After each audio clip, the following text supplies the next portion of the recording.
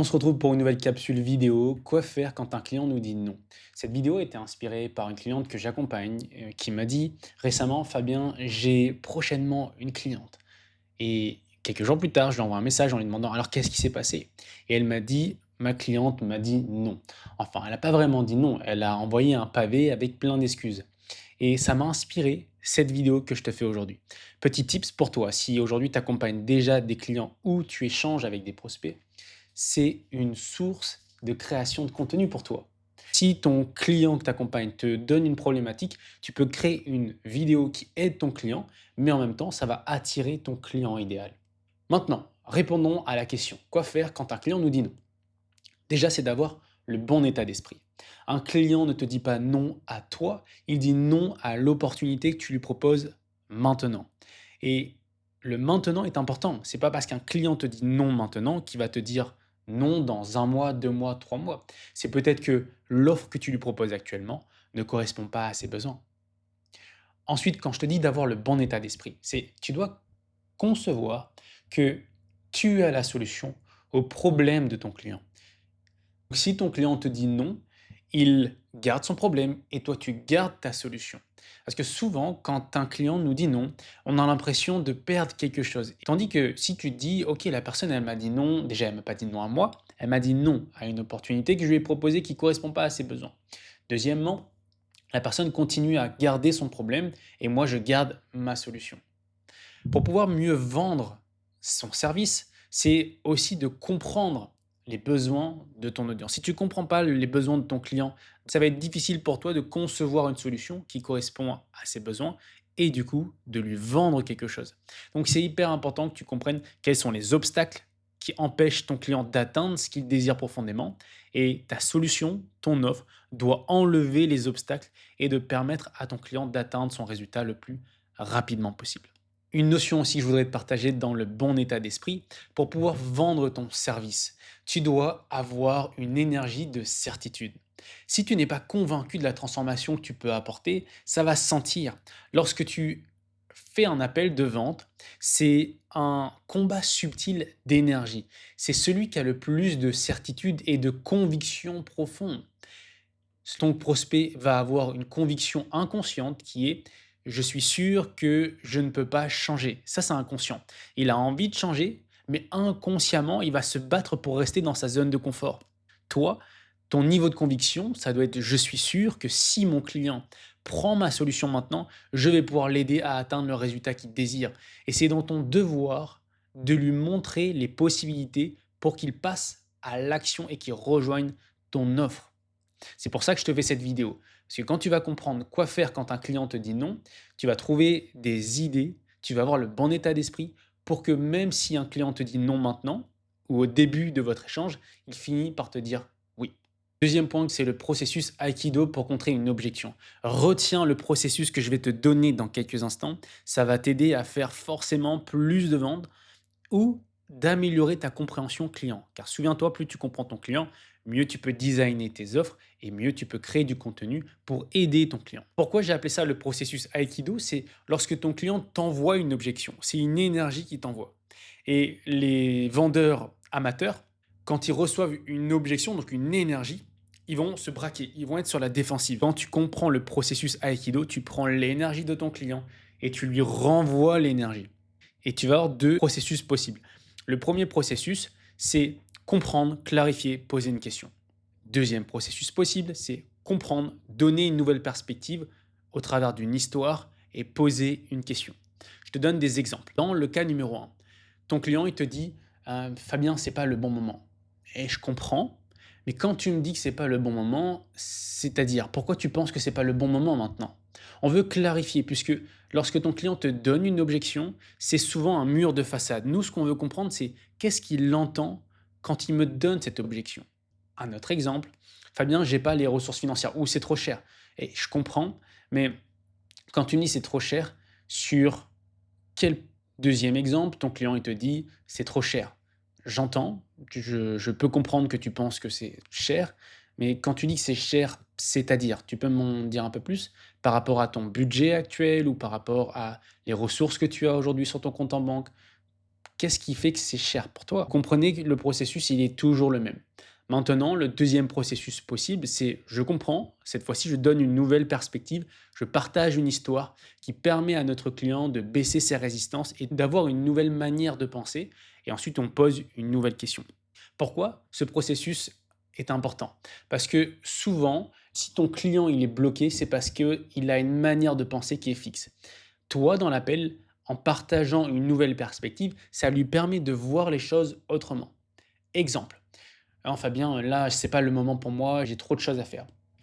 Et je comprends parfaitement. Moi aussi, j'avais tellement de choses à faire auparavant quand je me suis lancé. Et c'est justement parce que j'étais occupé qu'il fallait que je trouve une solution pour avoir plus de temps pour moi. Est-ce que toi, aujourd'hui, tu veux continuer à ne plus avoir de temps ou tu as envie d'avoir plus de temps plus tard? Là, ton client, il va te donner une réponse. Et en fonction de ce qu'il te donne, on passe à l'étape d'après, qui va être de demander la vente. Un autre exemple que j'ai eu récemment et la cliente, elle a rejoint et elle est super satisfaite. Elle me dit: «Fabien, je préfère avancer seul» et je lui ai dit: «Eh, je comprends parfaitement. Cependant, tu peux y arriver seul, mais ça va te prendre plus de temps. Est-ce que tu m'autorises à te partager une image pour que tu puisses comprendre ce que je veux te dire?» «Oui». C'est comme si tu voulais aller à une destination. Imaginons, tu es à Paris et tu veux aller à Nice. Tu peux y aller en vélo seul. Ça va te prendre énormément de temps. Mais par contre, tu vas y arriver. Peut-être avec des difficultés, tu vas avoir une roue à un moment donné qui va crever, tu vas avoir la pluie, tu vas avoir le vent, le soleil. Tout ça peut te perturber et rendre ton voyage beaucoup plus compliqué. La deuxième possibilité que tu peux avoir, c'est d'aller en jet privé. Tu vas prendre 10 fois moins de temps pour arriver à Nice, mais surtout, tu vas être avec un copilote, tu vas être avec un pilote, tu seras entouré de personnes qui vont à la même destination que toi. Et c'est beaucoup plus simple d'aller avec des personnes qui connaissent le chemin plutôt que d'y aller seul.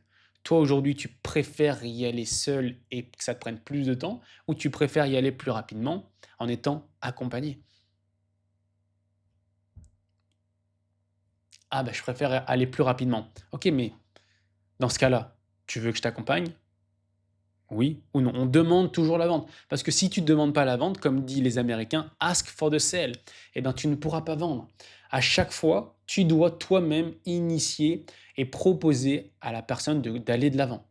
Parce que sinon, la personne elle va te dire j'ai besoin de réfléchir ou il faut que je réfléchisse, etc. Mais si tu lui tends la main, est-ce que tu veux qu'on y aille? Tu es prête à démarrer? Tu veux qu'on commence? Tous ces petits mots subtils, ça donne une opportunité à ton client de répondre ok, oui, let's go, on y va. La plupart du temps, moi, j'utilise ce deuxième processus parce que j'adore coacher, j'adore donner une nouvelle perspective à mes clients et je sais que c'est la perspective qu'il a actuellement qui le limite. Est-ce que je peux te donner un autre exemple? Fabien, ton accompagnement, c'est beaucoup trop cher. Mais je comprends, ou du moins j'entends, parce que pour moi, c'est pas du tout cher. Mais ça me rappelle à un moment donné, quand je me suis lancé dans le business en ligne, j'avais pas du tout de ressources financières. J'avais 0 € sur mon compte en banque, mais je voulais vraiment changer ma situation. Et je me suis dit, si je fais rien, si je prends pas de risque, ma situation elle ne pourra pas changer. Et ce que j'ai fait, c'est j'ai vendu ma voiture à l'époque, j'ai demandé 1 000 € à une amie, j'ai trouvé un boulot en intérim pour commencer à me lancer. Et j'ai investi dans un accompagnement à 3 000 €. Mais je ne les avais pas, ces 3 000 €. Mais parce que j'ai débloqué cette ressource interne, j'ai fait preuve de créativité pour trouver des ressources pour m'aider à changer ma vie. 5 ans plus tard, je suis à une place totalement différente. Et c'est parce que j'ai pris ce risque qu'aujourd'hui je suis là où je suis. Toi, aujourd'hui, est-ce que tu veux faire preuve de créativité pour trouver des ressources ou vraiment tu as pas envie de trouver des ressources? Vous voyez, bon là j'ai improvisé, mais l'idée c'est de comprendre, donner une nouvelle perspective au travers des histoires et de poser une question. Et lorsque tu fais ce processus, ça va être le ton de ta voix qui va être super important. Le but c'est pas d'avoir un ton condescendant où la personne elle se sent un petit peu infantilisée, mais c'est d'avoir un ton compassion, d'avoir une rapidité de voix où c'est rassurant, c'est calme. Lorsqu'une personne s'apprête à payer, elle va utiliser son énergie d'argent et aujourd'hui, son énergie d'argent permet de payer le loyer, de payer la nourriture, ce qui représente la sécurité, le fait de survivre. Donc, c'est un moment intense à l'intérieur d'elle. Et pour ça, on doit réduire notre tempo, on doit calmer notre voix et on doit l'accompagner dans ce processus décisionnel. Et si tu as encore une objection une fois que tu as demandé la vente, on recommence dans les 2 processus possibles. Mais le bon état d'esprit, c'est pas de forcer la vente. Si tu sens que ton client n'est pas prêt à passer à l'action, nous, ce qu'on veut, c'est de récolter des datas. Mais pourquoi tu veux pas, quand tu me dis que tu as pas le budget, pourquoi? Ou qu'est-ce qui bloque? Qu'est-ce que tu aurais aimé avoir? On veut récolter de la data, parce que plus on a de la data, mieux on peut améliorer notre offre et on peut créer du contenu. OK, c'est ça le bon état d'esprit. Comme ça, tu perds jamais en fait, tu fais que gagner, même quand tu as des non. Troisième étape, c'est la loi des moyennes. La loi des moyennes stipule que lorsque tu vas présenter ton offre à X personnes, tu vas forcément avoir une personne qui va te dire oui. Et quand tu comprends cette loi, tu mets ton focus sur présenter à un maximum de monde ton offre parce que tu sais qu'à un moment donné, une personne elle va te dire oui. Quand tu es merguez dans la vente, au bout de 10 propositions, tu vas avoir peut-être un oui. Ça, c'est quand tu es merguez et quand tu as une offre pas top. Mais à force de présenter ton offre à des personnes, tu vas améliorer la manière de pitcher, donc de présenter ton offre, tu vas améliorer ton offre, tu vas améliorer la manière de répondre aux objections. Et à un moment donné, il suffira que tu présentes à 8 personnes pour avoir un oui. À force de continuer, d'améliorer la manière dont tu présentes ton offre, il faudra que tu présentes à 5 personnes pour avoir un oui. Et au bout d'un moment, ton offre elle sera tellement béton. Tu auras reçu des témoignages, tu auras amélioré tout ça. Il te faudra peut-être 3 propositions pour avoir un oui. Et donc, quand moi j'ai compris la loi des moyennes, j'ai enlevé toute la pression que je pouvais avoir. Et mon rôle, c'était juste de présenter à un maximum de monde. Et quand une personne me disait non, boum, on revenait à l'étape numéro 1. Le bon état d'esprit. Génial, encore un autre non, et je me rapproche du oui. Et on n'est plus en train de fuir le non. Mais quand j'ai démarré, j'avais cette peur du rejet. Je voulais pas que la personne me rejette. Quand je recevais un non, pour moi, c'était oh, la personne, elle me rejette. Donc c'était douloureux. Et pour faire en sorte qu'elle me rejette pas, alors je baissais mes prix, je faisais du gratuit parce que je voulais pas que la personne me dise non. Mais à un moment donné, quand j'ai compris la loi des moyennes, je me suis dit bon, génial, un non me rapproche du oui. Et donc, je perdais plus de temps avec les noms. Non, ça t'intéresse pas? Très bien.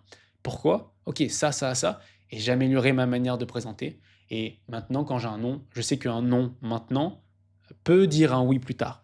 Quatrième point que je veux développer, c'est si tu as un bon marketing, tu auras moins besoin de vendre. C'est indéniable. Mais par bon marketing, j'entends créer du contenu pertinent, créer du contenu de qualité, avoir des témoignages, avoir de la preuve sociale. Tout ça va faciliter la manière dont tu vas vendre ton offre. Mais si tu es au tout début, ton marketing, il est merguez, c'est-à-dire que tu n'as pas énormément de crédibilité. Alors ne te concentre pas que sur le marketing.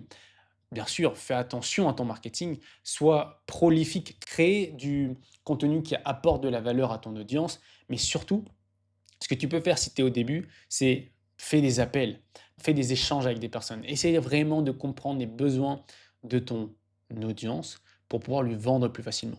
Parce que quand tu mets ton focus sur apporter une transformation à ton client, que ça soit en gratuit ou même en payant avec une offre bêta, tu vas pouvoir récolter des témoignages. Et ces témoignages, ça va t'apporter de la preuve sociale et ça va t'apporter une confiance, une conviction, ce qui va t'emmener encore une fois le bon état d'esprit pour vendre tes offres.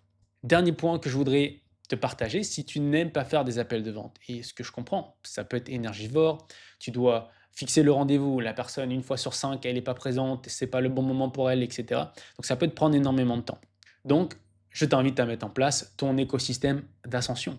C'est ce que nous, on enseigne à nos clients premium, de créer un écosystème ascension. C'est l'écosystème qui va nourrir, réchauffer ton client pour qu'à un moment donné, il achète ton offre premium. Et l'écosystème repose sur 3 blocs. Le premier bloc, c'est comment j'attire mon client idéal. Pour ça, tu vas avoir plusieurs manières de faire. Il y a 4 manières de faire, mais nous, dans notre accompagnement, on focalise vraiment sur 2. La première manière, c'est de créer du contenu. La deuxième, c'est de faire de la publicité. Et la troisième, c'est de faire de la prospection. Et la quatrième, c'est d'avoir des recommandations. Donc, ce qu'on enseigne, nous, dans notre accompagnement, c'est utiliser la publicité et la création de contenu, où on va diriger sur le deuxième bloc, qui va être le bloc de conversion. On accompagne nos clients à créer une offre d'introduction, ce que j'appelle un snack digital, afin de résoudre une problématique spécifique, mais également de vendre l'étape d'après. Ce qui est le troisième bloc, le bloc d'ascension. Là où tu vas pouvoir vendre un accompagnement premium, accompagner ton client, faire plus de profit, avoir plus de proximité avec ton client. Donc, si tu n'aimes pas faire des appels de vente, je t'encourage à mettre en place ton écosystème d'ascension. Et si tu as besoin d'aide pour le mettre en place, j'accompagne en individuel des personnes à mettre en place le même système qui aujourd'hui nous permet de générer entre 10 à 15 000 euros par mois de manière très simple, très fluide. Et on aide nos clients à faire la même chose, à générer entre 4 à 6 000 euros de manière automatique, d'avoir un business stable. Si c'est quelque chose qui t'appelle, envoie-moi juste un message sur Instagram ou en commentaire et je t'expliquerai comment je peux t'accompagner. On se retrouve pour une prochaine capsule vidéo.